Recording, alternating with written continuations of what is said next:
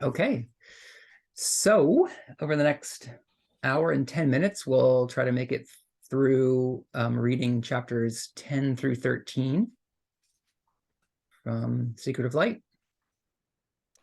And if anybody has the reading in front of them and wants to start with chapter 10, that would be awesome. I can start. Great. Function of the brain. Electric awareness of observed effects of matter in motion is registered in the brain. It is commonly believed that the brain thinks and knows. The brain does not think, nor does it know. It is but a storehouse of recorded sensations. The brain remembers these records for man's usage as he needs them and for filling the requirements of his body. The brain is a complex state of motion expressed by waves of light pulsing in cycles. States of motion cannot know anything, nor can they think anything. The brain is part of a machine, a human machine. Machines can express thoughts which are electrically projected through them, but machines are incapable of thinking the thoughts thus projected. Likewise, machines can express knowledge, but they cannot have knowledge. Likewise, machines can do marvelous things when patterned and controlled by knowledge, but they cannot know what they do. The centering conscious mind of man's soul will alone thinks by projecting desire for creative expression through the brain machine. Desire in mind is electrically expressed. Electricity is the motivative force which projects the one light of mind 2 ways to create cycles of light waves for the purpose of expressing thought cycles. Desire is not in the brain, it is in the centering consciousness.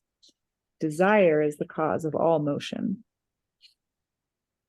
The brain records sensations.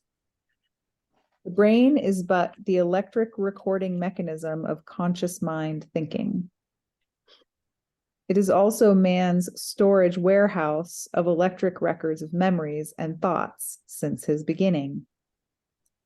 It is the servant of universal intelligence. It operates all mechanisms of the body. It acts as the central switchboard for all its instinctive, voluntary, and involuntary actions. The brain is the seat of sensation. Its purpose in this respect is to keep the body electrically informed of the condition of the body through electrical messages. Such messages are not mental. They are purely electrical. They produce sensation. The brain senses and records every message.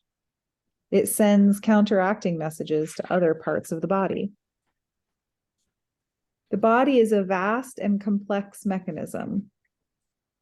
The brain is an electrical recorder, distributor, broadcaster, and receiver for all operational parts of that multi-celled machine, but its actions have no relation to intelligence. The brain records sensations of experiences and observations which the senses convey to it. Such sensations are mistaken for thinking and knowing. Sensation arising from electrical motion is purely automatic. The mistake in assuming that the brain thinks and knows is due to the fact that man believes himself to be thinking when he is only sensing. Man also believes that he is acquiring knowledge through sensed observation of sensed effect, when he is but recording electrical sensations which inform him as to the nature of things observed by his senses. The body is a patterned machine designed to do many things. Electric motivation through nerve wires determines each movement. When such sensations act in unison with his conscious awareness of the light which centers him as person, he is then thinking as well as sensing. The centering consciousness of man, the person, transforms information received by the senses into knowledge to the extent of which he is capable of recognizing cause in spirit back of the effect which his senses record. Until that transformation takes place, man is without knowledge, no matter to what extent his senses may have informed him, for information is not knowledge. A man may be a veritable encyclopedia of information. He may have earned many college degrees for being well informed, and yet be without sufficient knowledge to create anything. For instance, we cannot sense the idea of a harp while it is still, but we can know the idea of a harp. We can know its various possibilities of expression, even though its strings are not vibrating. Likewise, we can imagine countless complexities of rhythms which lie unexpressed within those still strings. Conversely, we cannot know the vibrations which come from those strings when we set them in motion. We can but sense those vibrations through our own sensed electrical awareness. Thank you.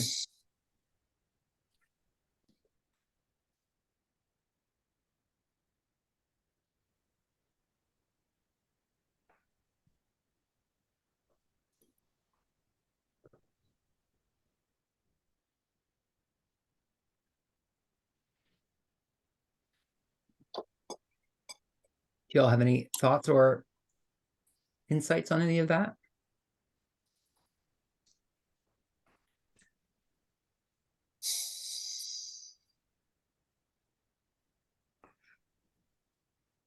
I'm wondering if the last sentence where it says sensed electrical awareness, would that be the equivalent of our mind?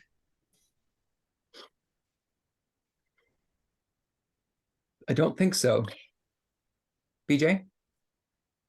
I was just thinking sensed electrical awareness happens through the brain, but maybe that's distinct from the mind. I think it's what Carla would have called the biocomputer, Jim. The brain, or okay. Right? Does that make sense to you all? That makes sense to me. Yeah. Mm-hmm.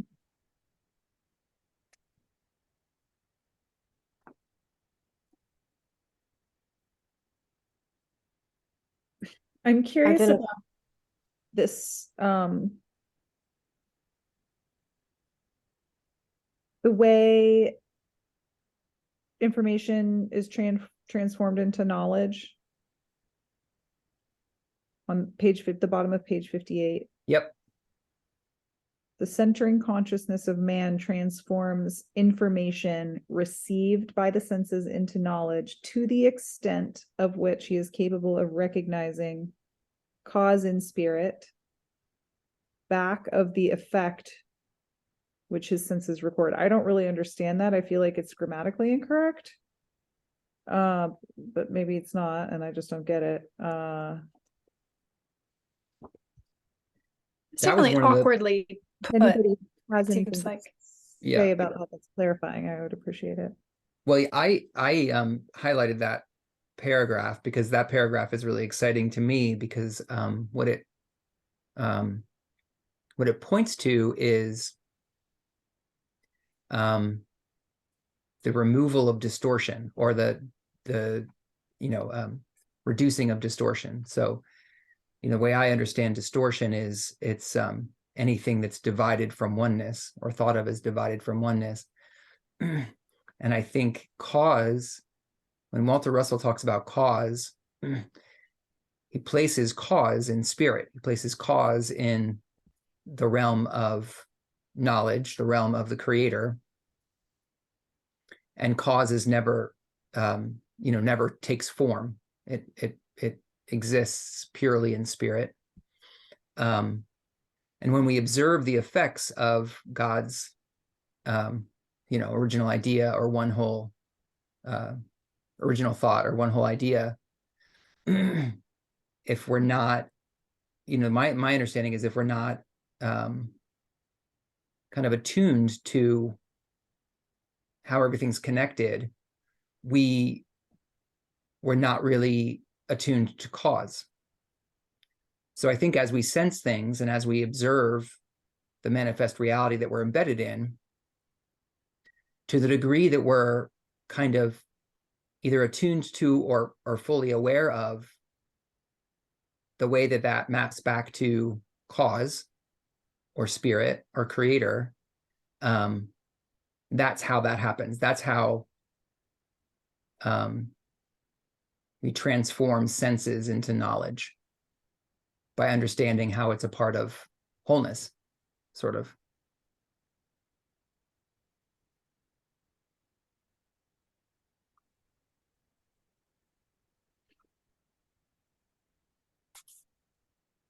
Does that make sense, Natalie, to you? I mean, what you said makes sense, but back of the effect, which is senses record, still doesn't make any sense to me. Uh-huh. I Behind. think that part just kind of means behind. Yeah. Yeah. Diana? Okay, thanks. sorry. That's helpful. That's all I was going to say. The spiritual cause behind the manifest observable effect in the world. Thanks, y'all. That's helpful. Yeah. Back of. Yeah, it's a funny wording. Yeah, it Okay. is.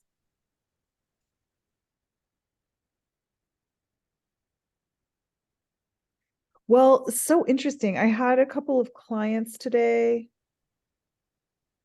who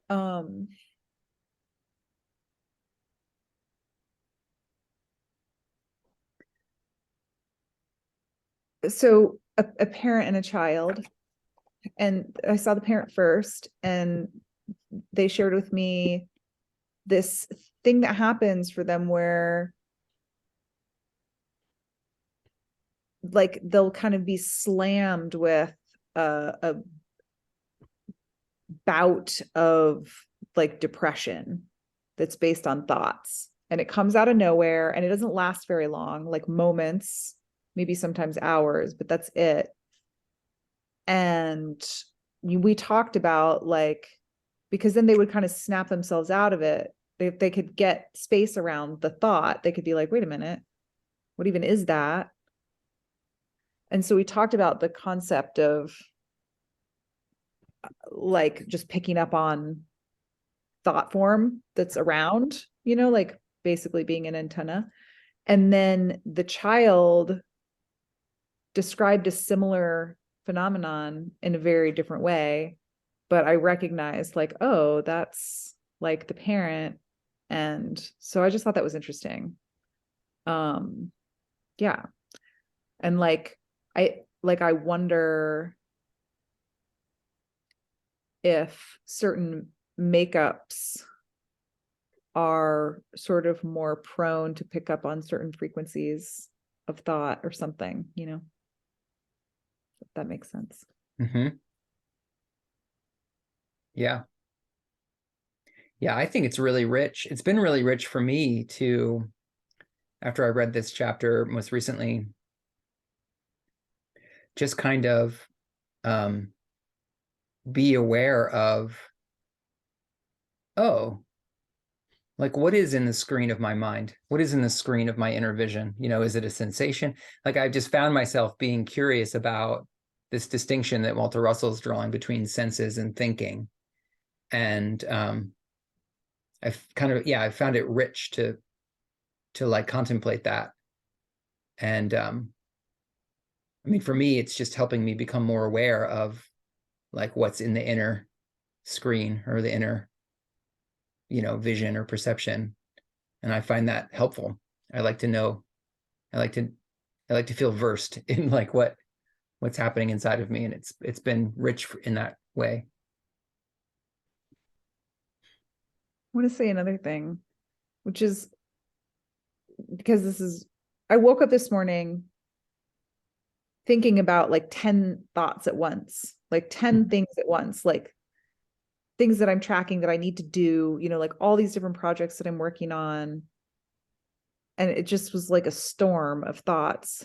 And so I was sort of contemplating that in the context of this idea of that there's, material, electricity moving around, and then the antenna of the brain picks it up. But like nobody else would be having those thoughts that I'm having. It's not like I'm picking up on some, universal thought form. It's like these are the specific things that I'm tracking from my individual perspective. Like nobody else would have the same list of thoughts in their mind when they woke up in the morning, because nobody else is having the experience that I'm having. I don't know. Mm-hmm. But I'm not like even trying to make a point. I just was thinking about it. Well, I want to think, say, go ahead, Diana. no, please. I'm interested. What do you want to say? Well, Natalie, when I hear you share that, it reminds me specifically of how Walter Russell recommends people develop their genius.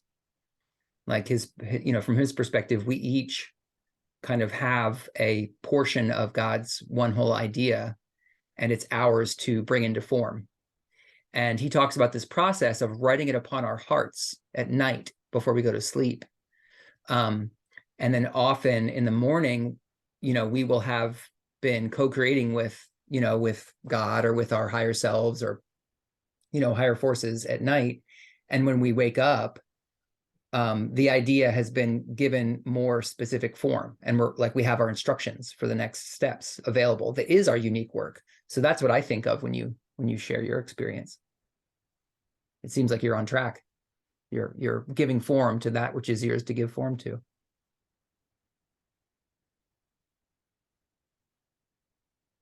BJ? Do you want to go, Diana?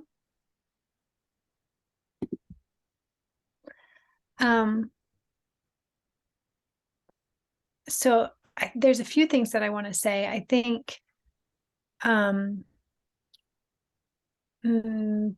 perhaps no one would have, well, yeah, just trying to understand how Walter Russell is talking about the difference between sensing and thinking. I think in terms of like recorded history that's stored in the brain, the way I'm understanding it, like that's sensing. So when there's like memories being called up from your perspective, Natalie, no one would have that, right? Because that's what happened through, like the light that came in through your eyes and the sound, whatever. And then I also think in terms of like the interpretation of that information or the meaning that's made of that information, it does seem as though that becomes more like less distorted or something. Like I think at least like my understanding, like the way Byron Katie talks about it, is like there's no new thoughts, right? So like the meaning that we can apply to that the images that are stored in the brain in terms of my past, my history, like there's a certain number sort of like meanings that I can make of that, interpretations of that. And then it does seem like there's some free will in that. Anyway, just some musings about all of that and like trying to parse the difference between sensing and thinking the way that he's talking about it.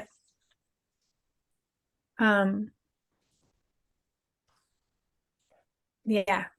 And then I also want to say about that paragraph that you brought up about the centering conscious of man.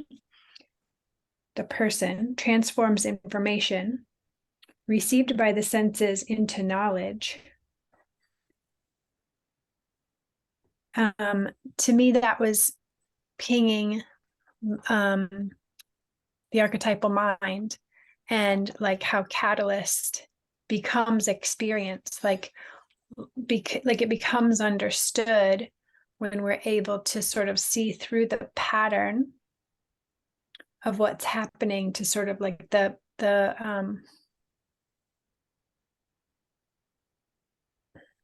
or see through what's happening to the pattern behind it. I think that's how evolution takes place. I think that's sort of one of the pieces that I take from that. Information becomes knowledge when it's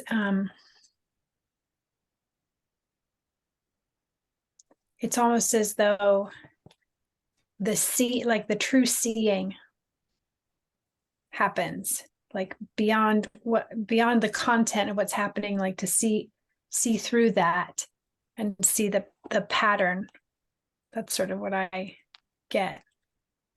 See the cause behind the effect. That reminds me of, I just saw a thing, and it must have been in the TOTOH thread of a guru monk type person talking about how people are patterns. Do you know what I'm talking about? Was that in a TOTOH telegram? I don't recognize it.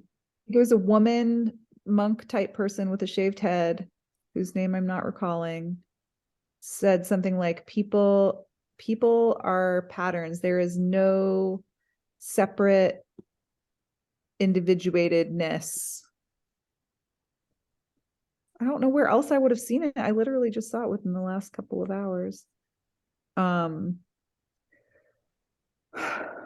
But that made me think about the soul patterns that I work with, and like that there is this like sort of energetic matrix of a pattern that generates experience for our edification. Does that feel related to what you just said, BJ? Yeah. Yeah. Like there's pattern of interpretation or something, like the meaning that I consistently make of something is different than the meaning that someone else consistently makes of something. Well, but I think it goes back even further than that. I think the pattern is the cause. It's like there's oneness, and then there's a pattern emerging out of oneness, and that pattern causes perception and experience in a certain way. Yeah. That feels related to this paragraph that's highlighted, that we're highlighting. Yeah. Mm-hmm. Cool. I want to say something else about that, but Jess has her hand raised. I'm not sure I'm going to be able to put this thought into words now. I had it a minute ago. Let me try though. It just feels like it's about spirit working through us, and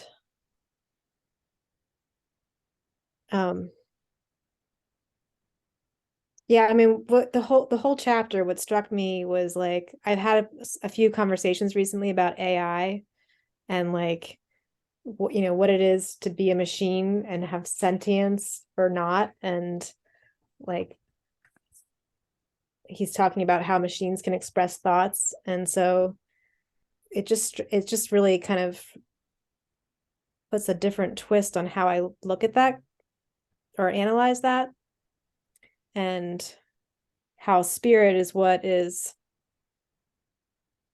creating our experience, and can, if a machine could have access to that, doesn't seem like it if it's really coming straight from source. Anyway, that's been alive for me from the beginning. I wanted to say something about that. Mm-hmm. Yeah, that's really alive for me too. Just because it's in the collective sort of conversations these days, and just it brings a curiosity for me about what is experiencing. I mean, I think experiencing, the ability to experience, is like spirit. It is what sort of delivers, informs the creator, basically, like is what delivers information back to the creator. And I don't like, even though everything sort of, it seems as though everything is made of consciousness, I don't think that that is the same as everything therefore is conscious. That's my thought about that. But then, yeah, back to the other thing that Natalie was talking about on page 57, that piece about desire is the cause of all motion. I've heard it said from several different mystic teachers that there's like the I am presence that's prior to identity. It's prior to like taking on a personality. And the I am presence is present within like an infant, you know, before the infant knows like, or has the concept of like being present in the body.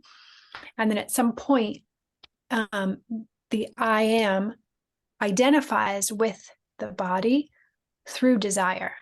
That's what I've heard from several different sort of like mystic perspectives, that there's a moment where identity takes place, and that happens through desire. So that's what came up for me related to that quote, or that piece, desire is the cause of all motion. And it, you know, it seems like that's like a moment of distortion, or like using free will to seem as though we're separate. And that also feels connected to what you're pointing out, Natalie, in terms of like the soul pattern. And then the opportunity to play out that soul pattern through individualizing.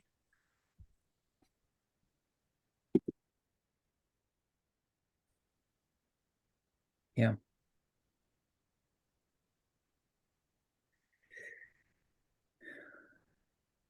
Can I say one more Jeez. thing? Go ahead.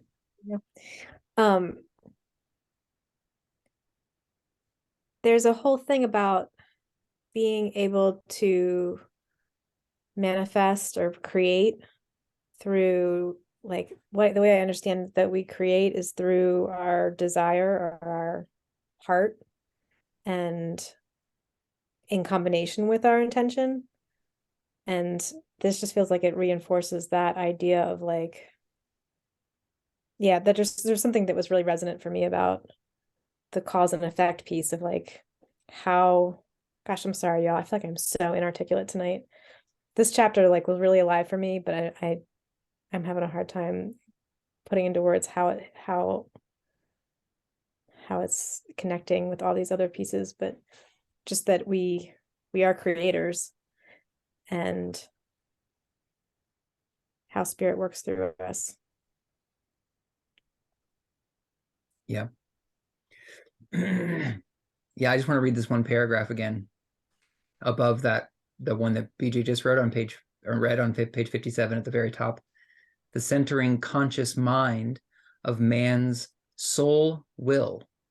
That's interesting. Soul will alone thinks by projecting desire for creative expression through the brain machine. So desire is obviously a really central concept in Walter Russell's conception of how,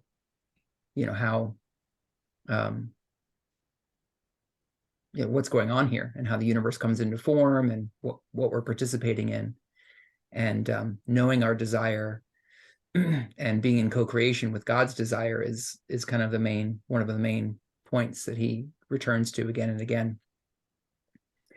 And Jess, I just want to say, I also find myself sometimes stumbling through knowing how to talk about this work, and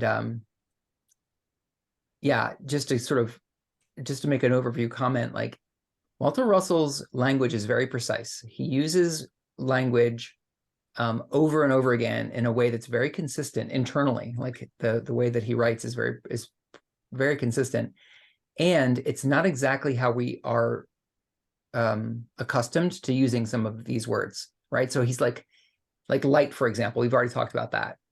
He uses the light with a capital L, especially, in a very different way that we tend to use it. And that's not the only word. So anyway, it just, I want to encourage everyone to just, as we move through the work, just to kind of hold it all, to whatever degree it feels resonant, just to hold it. And it kind of builds a picture, and it takes a little while for it to, I mean, for me anyway, I'm just speaking from my own experience, to kind of synthesize and coalesce and become knowledge, to stimulate Right. direct insight into what he's talking about. So, Diana?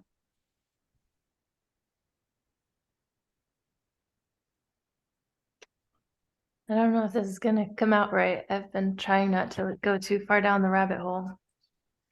But when I hear soul will, I wonder if that might be when he says man's soul will. I think that could be the mind body spirit complex totality, in the sense that it's an individuated entity, individuated from the whole, but in the most refined possible way. So the purest aspect of self. And then, of course, it offers everything that it knows to the sixth density higher self, because the seventh density totality is beyond memory, right? But when I look at it that way, I think about how, from our perspective in this stream of time, that seventh density being is our future. And yet it contains every experience that we've ever had and every thought that we've ever thought. And so thinking, to me, in some ways, deep thinking, which is the thinking that Walter Russell is referring to, because I don't think he's saying, well, I won't go there right now. Thinking, to me, is sort of retrieving. From this perspective, it's like retrieving that which you are from your most complete self. It's like reaching into your future and taking back what is yours so that you can live it, which in turn feeds it and creates that future. So it's really a circle, like Ra talks about. It's not linear. Causality goes forwards and backwards, to my thinking.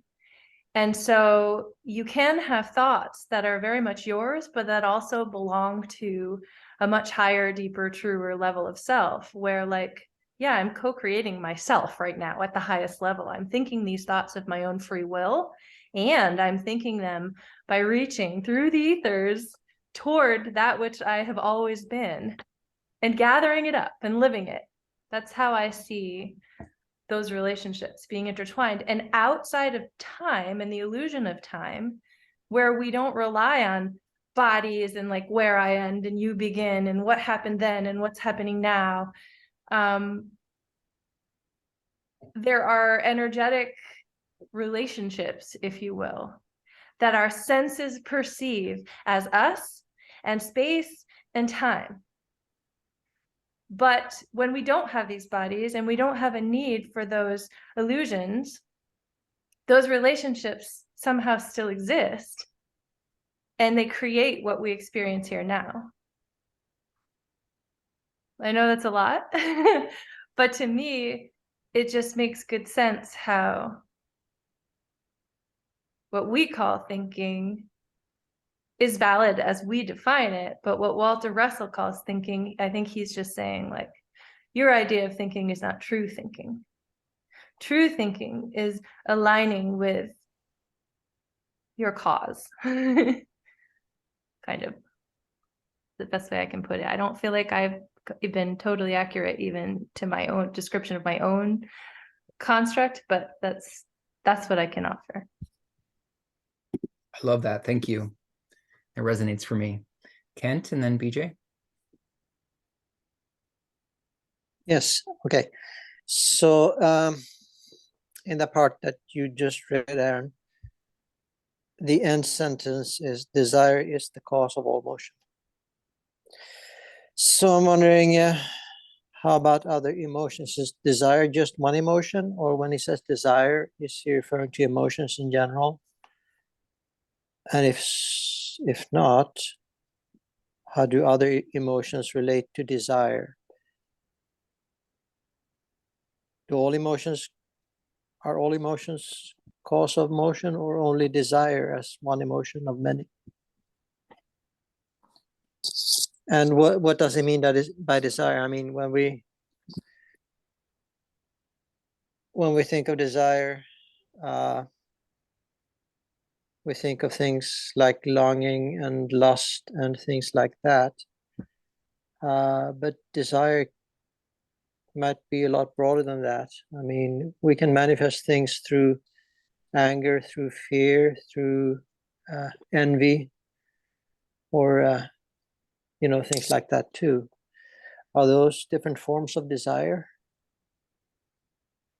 All those emotions? Well, I'd like to respond to that, and then I'll see if anyone else wants Yeah. to say anything. I think the desire, as Walter Russell's using it, is not an emotion necessarily, Okay. or at least not the way that we tend to think of emotions.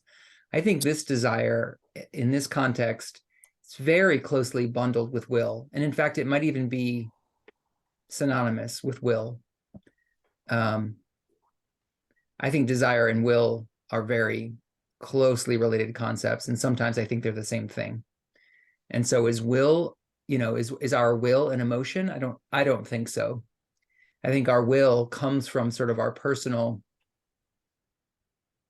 well, again, I don't mean we could get all philosophical about what will is, but I think desire in this case, this is just my take, is almost synonymous with will Okay. rather than with other emotions. Does that seem, curious if that seems I mean that's as good an answer as any, I think. I mean, I don't have the answer to it. Yeah. Does anybody else have any input? I have a thought about it too. I imagine, and I don't necessarily presume that I'm right, but what I imagine that he's referring to is similar to the second distortion as Ra talks about it.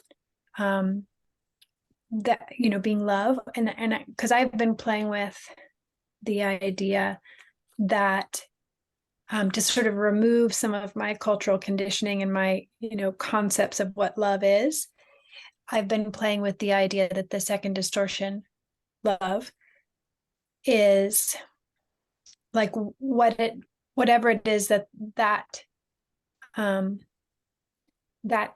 entity or that focus of the creator is interested in, which seems a lot like desire, so like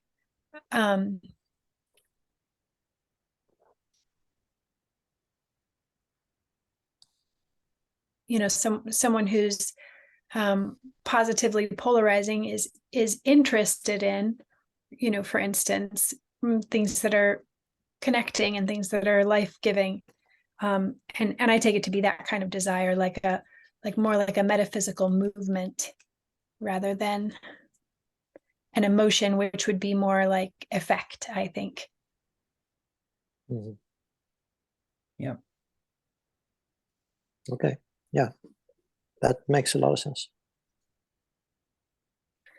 And then the other thing that I want to say that I raised my hand for is just a simple comment about there's a lot of this that I don't like get yet.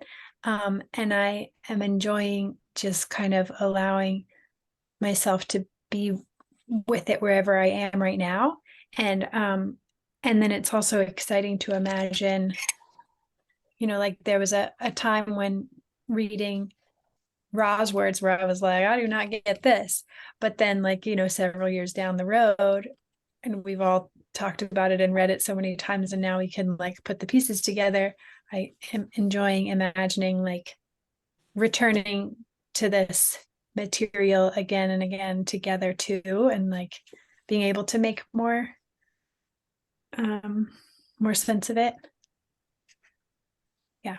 So I just wanted to share that that's where I am right now with all this. That's awesome, BJ. Thank you. Thank you for both of those comments.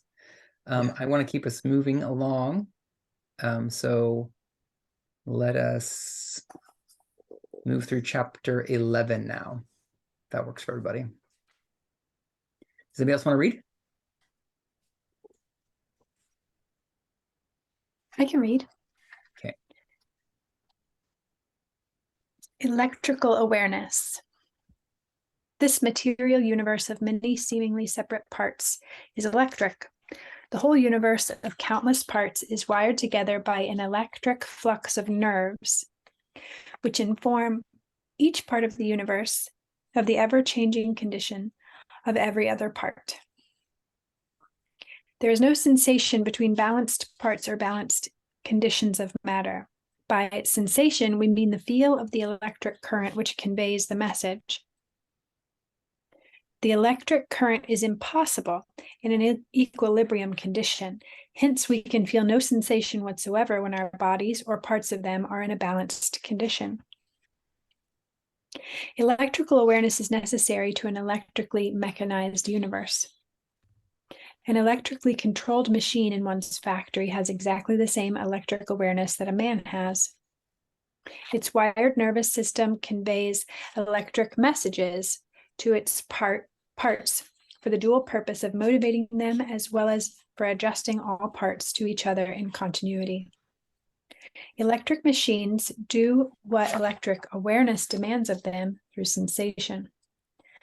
So does man, tree, the solar system, and every nebula of the heavens.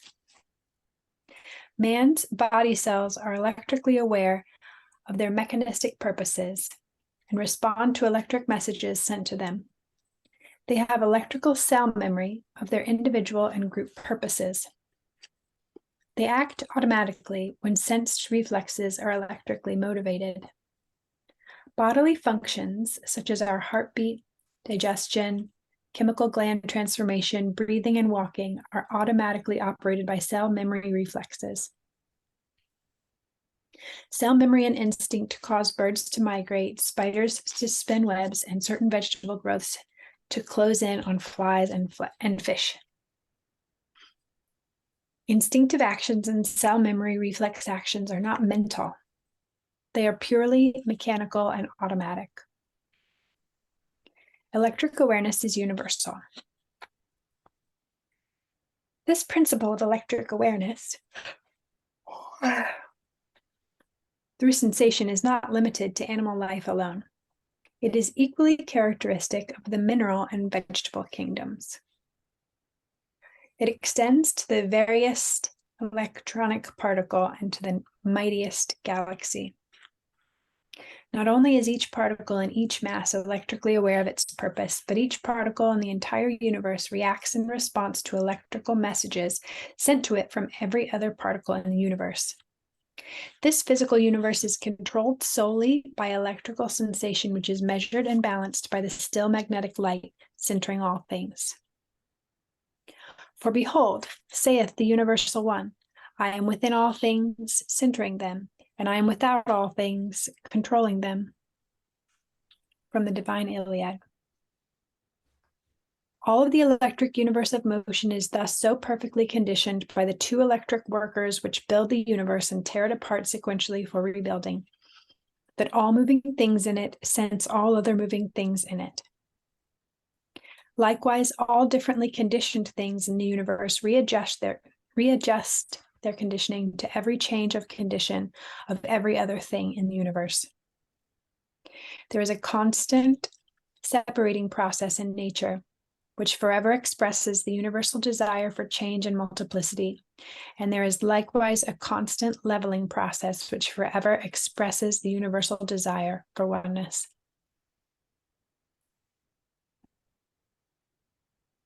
Thank you.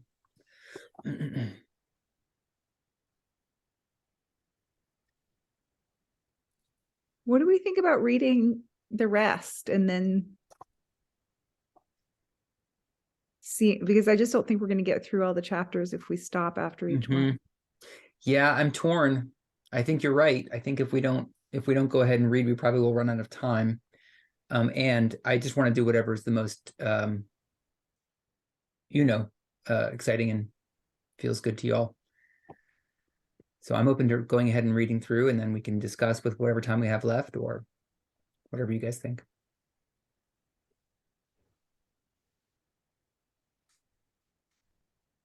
Any desires? I there? vote. Yeah, I vote for reading through the whole thing. Okay, Same. great. Maybe we Um, need a longer study. Yeah. Well, I tried to move it to 2 hours in the beginning, and then I got some pushback about that. But we'll just make do. Okay, I'll read chapter 12, Instinct. Organic matter generates purely from the desire of mind to manifest idea in matter. That cosmic desire to create form produces the desired form. Desire is the motivating force of all creation. Man begins to express the idea of man as a single cell. The whole idea of man is in that single cell. It then unfolds in orderly time and space according to cosmic law. Likewise, the whole idea of all creation is in that single cell. All idea is omnipresent. There are no parts of the whole. Each step in the unfolding of the man idea follows the continuing desire for unfolding. Cell memory of purpose is given to each cell as it unfolds. Pattern of idea follows in sequence as desire in God mind and desire in the growing idea work together to express the idea in form. Every action of unfolding man is a part of the unfolding of the man idea as it exists as a whole in God's mind. Any desire of man is, therefore, a two-way extension of the light of that idea from God to man. Whatever God desires to express in man, he will express, for he is man's creator. Whatever man desires, the God in him will create. Man must, however, co-create with God according to God's universal law. If man breaks that law, the law will break him to an equal extent. Life is a sequence of experiences. All of the expressions of desire in the unfolding of any idea are a part of the idea. They are experiences in decisions. All experiences are parts of the unfolding of any idea. Whatever those decisions are, however, they are recorded upon the individual man as his own interpretation of the man idea. Likewise, they are recorded in the whole of the race of man as the sum total of all desires and experiences of the whole man idea. As the idea of anything is one, so also the parts of that idea are one. Instinctive intercommunication. If it were not for instinct, animal life could not survive or develop. Instinct causes mechanical actions to take place in all bodies to meet the necessities of existence. Instinct protects animal life from enemies. It tells the proper food to eat, how to build nests, how to take care of its young, how to return home when taken great distances, as the carrier pigeon does, and countless other wonderful things that animals do. A salmon spawned in a certain river instinctively leaves that river and makes its way to the sea until maturity.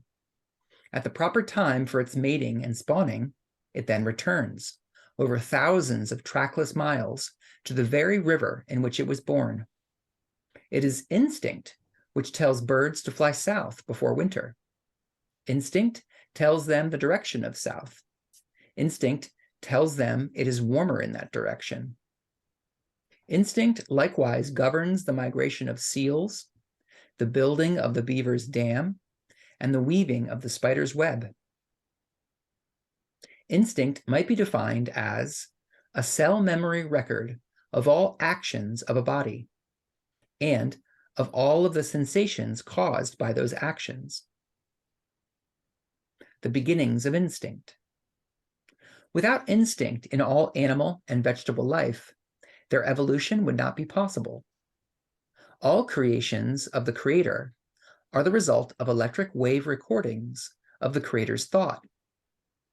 They are parts of the whole idea, taken apart and put together bit by bit They are the result of universal law of cause and effect. None of the creations of the Creator have in them, at their beginning, the power to think. It takes millions of years for complex organisms to recognize the spirit within them sufficiently to think at all. During these long ages, they are guided almost entirely by their instinctive reflexes. Man alone has begun to think, reason, imagine, create, and invent. And then only during the last few thousand years. Instinct is God control. Instinct is, therefore, God control over the actions of his creations. The involuntary actions of the body, such as the heartbeat, or the action of white corpuscles, do not know their purpose in the healing process of the body, but God centers and controls every atom of his creation, and each must fulfill its purpose. Instinct, building by God and man. A good example of the manner in which God and man work together for creative expression is the familiar knitting woman. Knitting is part of the man idea, which requires a skill. The woman who desires to knit must desire to acquire that skill. Desire must precede all expression of that desire. Slowly, she takes one stitch at a time. All of her power of concentration is needed to take those first stitches. Each stitch taken, however, has within it the desire for taking the next stitch. Very slowly, she interlaces yarns into the pattern required. The cells of her fingers gradually acquire cell memories of their purpose. These cells coordinate with other cells of the body in the development of the whole skill. Gradually, she learns to knit instinctively. Her mind is freed from concentration, and she may think of other things and converse freely. Her body cells alone will work from the memory of purpose given to them. Instinctive skills are thus imparted to bodies of man by the co-creative efforts of God and man. The pianist teaches his fingers to work instinctively in order to free his mind to think music.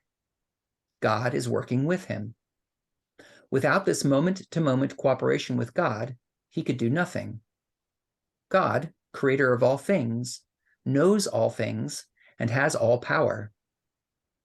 Man and God are one. Man may know all things and have all power to the extent in which he desires to know all things and have all power. Awareness of the light in man will give him all knowledge and power. Man may not be apart from God at any time, nor can any part of creation be apart from God at any time.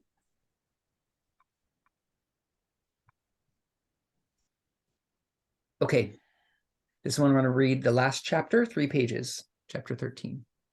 I can. Great. Unconsciousness, sleep, and pain. There is much confusion regarding the supposedly possible condition known as being unconscious. When we sleep or are anesthetized, we say we are unconscious. We cannot be unconscious. We have always been conscious without the slightest awareness of it. Our confusion in this respect lies in mistaking sensation and thinking for consciousness. When we stop thinking, whether asleep or awake, we do not stop knowing, nor do we cease being consciously aware of our being. We but cease to set our knowledge in motion to express idea through the pulsation of thinking. Conscious mind does not sleep. Sleep is merely the negative half of the wake cycle of electrical awareness of sensation. Wakefulness is the positive half. All nature sleeps when the sunlight lessens the ability of all things to manifest life. Sleep is the death half of the life-death cycle. One may say, I am unaware of this or that, but one cannot say, I am unconscious, when one is always conscious. Conscious awareness is knowing. Unawareness means that one does not yet know. Knowledge is within him, which he can know when he desires to know. Sleep and wakefulness are positive, negative wave parts of a wave cycle, just as birth and death are opposite ends of a life cycle. Sleep is but an anesthetic. Sleep can be induced chemically, either to the whole body or any part of it by desensitizing its cells. When the body or parts of it are thus put to sleep, they have not been rendered unconscious, their voltage has merely been lowered. The dentist does not refer to a local anesthetic as having produced unconsciousness. He refers to it as a desensitizing condition. But when the surgeon desensitizes the body, it is then supposed to be unconscious. We assume that the brain has stopped thinking. The brain does not think, therefore it cannot stop doing that which it never does. We assume that bodies cease to be conscious, but consciousness is never in bodies. A local anesthetic stops pain. Pain is a too intense electric current. The voltage is too great for the nerve wires to stand the strain. They burn out, and the overcharge of burning out causes the pain. When the nerves of the body feel an electric current running through them, the body is aware that something is happening to throw it out of balance. When the body is in balance, it has no sensation. When the body is unbalanced, sensation informs it when and where, otherwise it could not function. Wakefulness and sleep are merely the charging and discharging of the uncountable electric batteries of the body. If these batteries were kept constantly charged, there would be no such altering conditions as sleep and wakefulness. This planet is carrying us on an uphill journey to our pinnacle. The sun is the generator which charges its batteries. The sun is that generator, but the earth is turning toward and away from its generator continually. As the sun's charging light disappears from one edge of the planet's rim at evening, everything goes to sleep. Conversely, all things awaken at the dawn. The batteries of all things on earth are being forever charged daily and discharged nightly.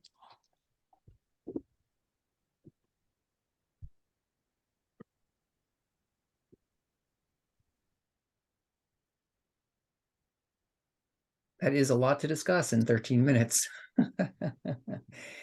Yeah, boy, there's a lot there that I'm interested in talking about, but I'll just invite you all to choose what is interesting to, or what caught your attention, or what feels interesting to talk about. I'll just say I'm happy to go a little past. I feel most interested in this last chapter. Mhm.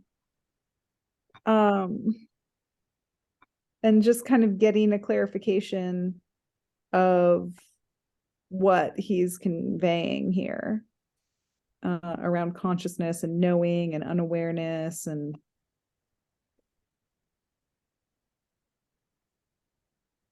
yeah, it feels like all of those statements are pointing towards a thing that could be summed up, but I don't feel like it has been in the chapter.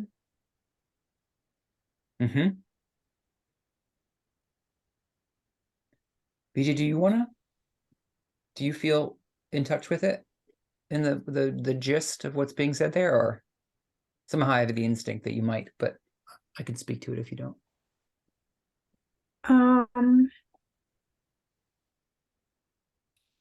I'm curious to hear what you have to say. I'm sure I could also chime in. And I also specifically want to be sure that there's space for other people who haven't said very much.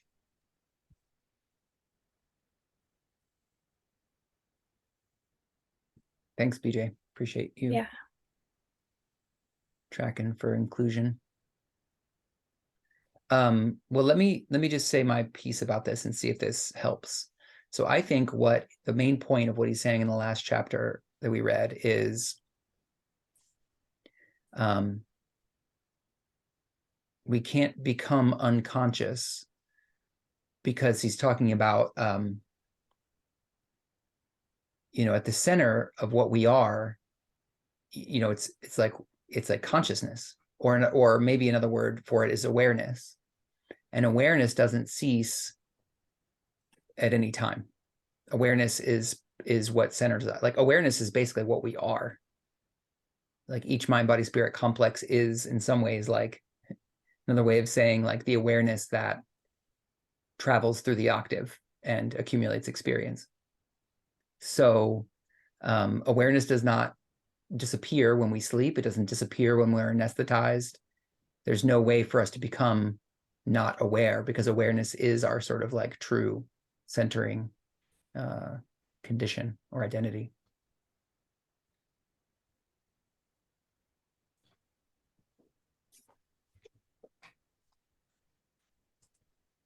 Nice summary.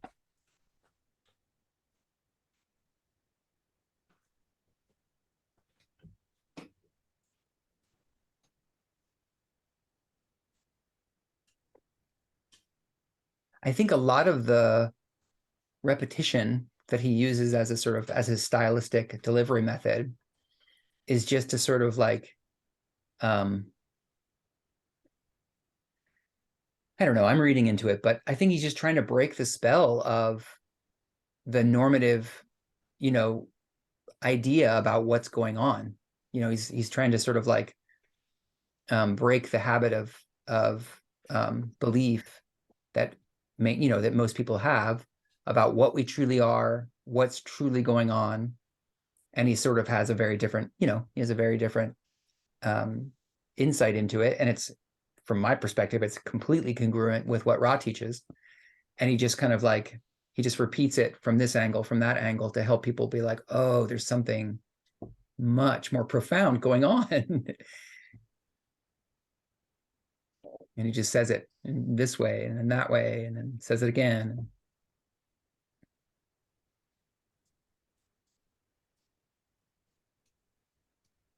Diana? Speaking to that, yeah, he hasn't, he said that sleep is like the death half of the death life cycle. Sleep is to wakefulness as death is to life, meaning consciousness persists through both of those cycles, but in one of them, we're not getting the same inputs. Meaning this as much of the sense inputs. I mean, your senses are still active when you sleep, but he mentions that sleep is like an anesthetic, and in some ways it is. And Ra talks about how when we're asleep, our consciousness is experiencing more of time space, because our space-time experience is not as dominant. That's how I read that. I also want to share that I just feel really excited. This whole chapter is so happy for me, this whole section that we've read, all the chapters here, because to me, the author is sharing his insights that reconcile these concepts of free will versus determinism, and how we can act freely as co-creators in a universe of one, and how it's like this huge organism where whenever one tiny part moves, everything else has to adjust accordingly because it's so interdependent. And that means that we're all free to do whatever we want, but that means everything shifts. And then everybody else makes free will decisions according to our free will decisions, because it's just this one big like amoeba, right? The creator. And the other, a line that stood out to me had to do with desire, and I can't find it, but it has to do with desire being the other part of like a two-way exchange, where the creator gives you its light and your desire is like reaching back to that light in stages, and your instincts help you to do, to sort of evolve and live in the world. But I wish I could find the line, but desire is how you look for the purity of that light that is always you. It brings us home. Yeah. And that reminds me of the part, what you just said, Diana, reminds me of the part where there are two, it keeps coming back to these two balanced concepts in all these different ways. He talks about these two. And I'm going to scan and see if I can find it, but he talks about God's desire to create multiplicity, God's desire to unfold the infinite, whole idea into all of its parts, and then the corresponding desire for oneness. So there's the desire that creates all things, and then there's the desire that brings all things back into oneness. And those things are that's the primal pump of creation. That's at the bottom of 63. Oh, great. Yeah, thanks for finding that. I couldn't. Constant leveling process. Mhm.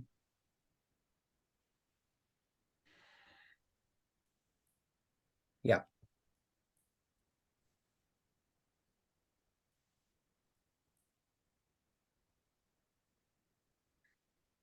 Also, the bottom of 65 is pointing to that same. Maybe that's what Diana was talking about. Yeah. Yeah, totally.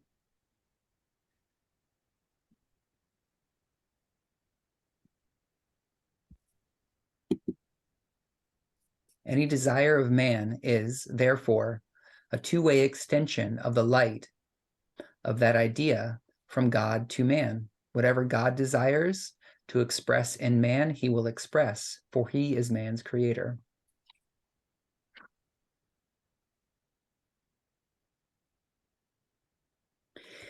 Yeah, I know this is a little bit geeky, but it's this, the whole logoic fractal branching of galactic logos, solar logos, and then mind, body, spirit complex.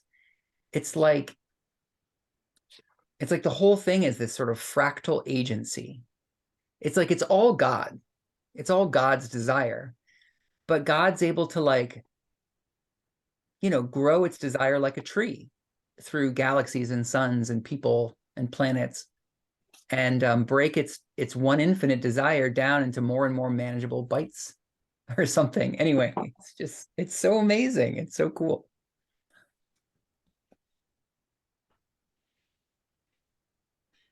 And I think what we desire is what God desires, except in bits and pieces. Mhm. Like, we desire it all, we desire the one, but in terms of being aware of our desires, we're aware of desiring aspects of the one.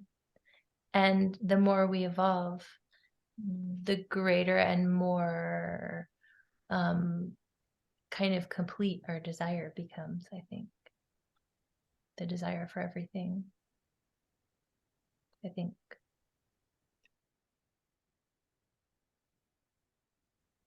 Yeah.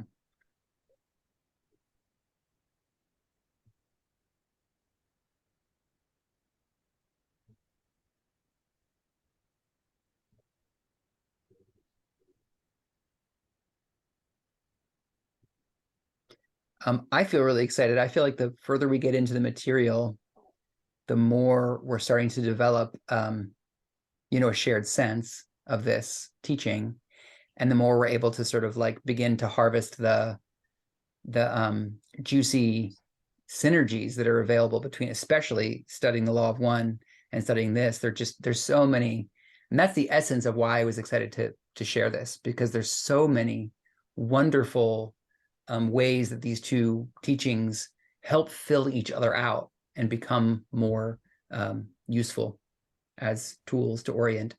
And I really feel that the sense of that growing and maturing as we read and study together. So I'm feeling really satisfied.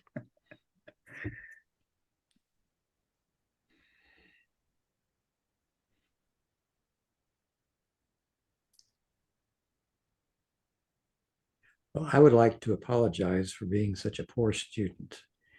My desire is to be a better student, but I feel lost and I'm just not getting it, probably because I have not been studying it as long as you have.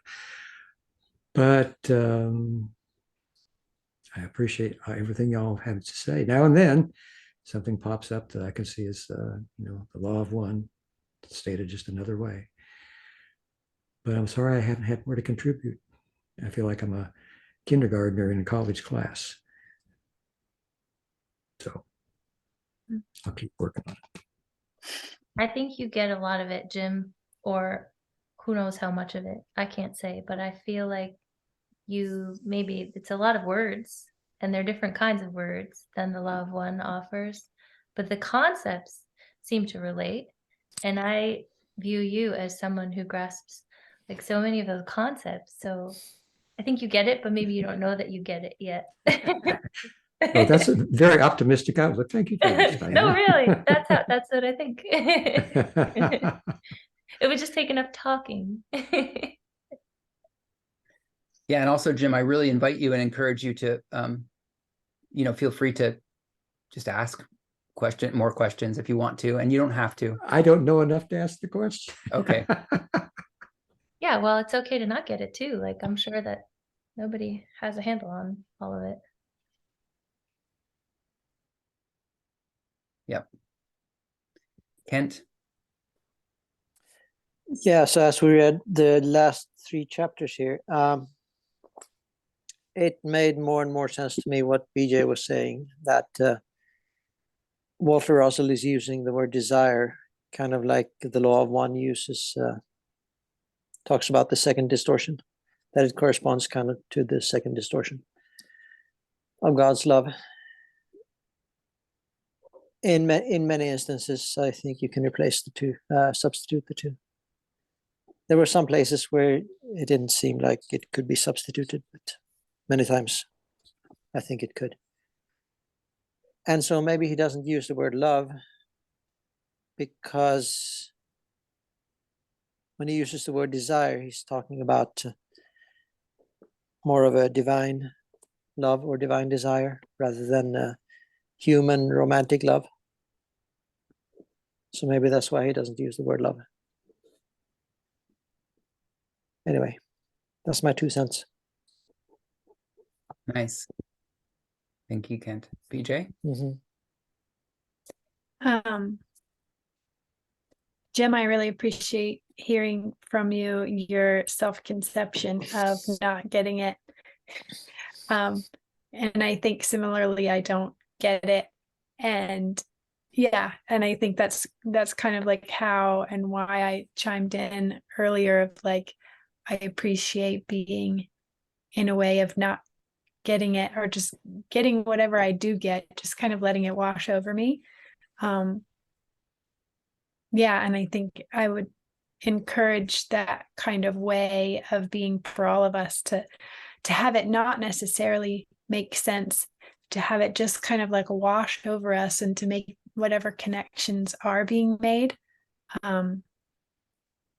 Because I know for myself, I tend to have the way of thinking that if I don't get everything, I don't get any of it. Like, for instance, when I was a kid and I could read, I don't know, like 50 words or something, I thought I couldn't read because I didn't know all the words. So I didn't realize at that time, like, oh, I can read. Anyway, just to say, I find it to be really generative, to just let it come to me rather than trying to go to it or something like that. And I appreciate hearing where you find yourself relative to this study. Thank you. Diana? With you, Kent, and maybe also BJ, about desire and love being kind of the prime movers, right? That cosmic love. So I wanted to say that. And then I wanted to, unfortunately, again, I can't find it, but there's a part where Walter Russell talks about thinking man, I think in the most recent chapter we read, which helps to clarify what thinking is for me, because I believe that he's talking about the awakened third density being, the one who is aware of its spiritual nature. And this goes back to the use of man in general. I think it was Natalie who brought this up. This is a little tangential, but there are the Anastasia books, The Ringing Cedars of Russia. And the author explains in the beginning of the book that the choice of the use of the word man was a translation from Russian, having to do with the human who is self-conscious. And so it meant sort of a human third density human, really, an awake third density human. And I think Walter Russell is also trying to make the distinction in a lot of places between like man, lowercase m, and man, uppercase m. And uppercase m is delineated by its ability to recognize its spiritual nature. Yeah, I agree with that. I want to make one final comment, and then we are a little past time. I apologize, but the other thing that's really exciting in terms of these two systems of describing reality. So if we are building a bridge between the concept of desire and the second distortion of love or logos, what happens next is also very congruent. So then with, so desire is what precedes the manifestation of that desire, and how it's manifest is through light, through the two electric waves cycle of light. And of course, that's the main teaching of this, of what we're going to get into more and more. But they just so perfectly like describe, it's the same. It's one of the things that helps me know we're on the right track as we like make the connection between desire, as Walter Russell's talking about it, and the second distortion of love, because they also, the way that light plays into that whole creation pattern is also, it's exactly, Walter Russell talking about it the same way. So just wanted to make that comment. And thank you all for being here and for contributing and showing up, and for going a little bit over so we could fit all it in that everyone wanted to say. Appreciate you all very much.